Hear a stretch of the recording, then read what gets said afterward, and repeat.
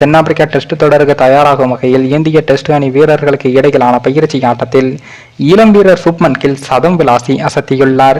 தென்னாப்பிரிக்காவுக்கு சுற்றுப்பயணம் மேற்கொண்டுள்ள இந்திய அணி அடுத்ததாக டெஸ்ட் தொடரில் பங்கேற்க உள்ளது. டிசம்பர் 26ஆம் தேதி தொடங்க உள்ள பாக்ஸிங் டே டெஸ்ட் போட்டியில் வெற்றி பெற இந்திய அணி தீவிரமாக உள்ளது.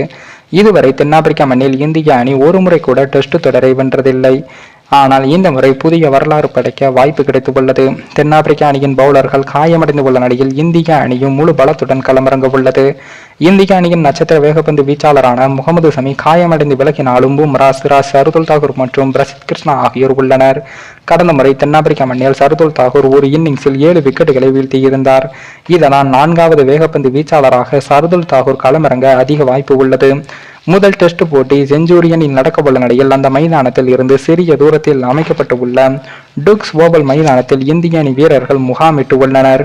இந்த நிலையில்தான் இந்திய அணி வீரர்கள் 2 அணிகளாக பிரிக்கப்பட்டு பயிற்சியிலும் ஈடுபட்டு வருகிறார்கள். அந்த வகையில் 3வது நாள் பயிற்சி போட்டி இந்திய வீரர்களுக்கு இடையில் நடக்க உள்ளது.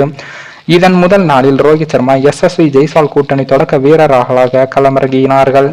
இதில் ரோஹித் சர்மா சிறந்த பேட்டிங்கை விளையாட SSV ஜெய்ஸ்வால் அரை சதம் கடந்து அசத்தினார்.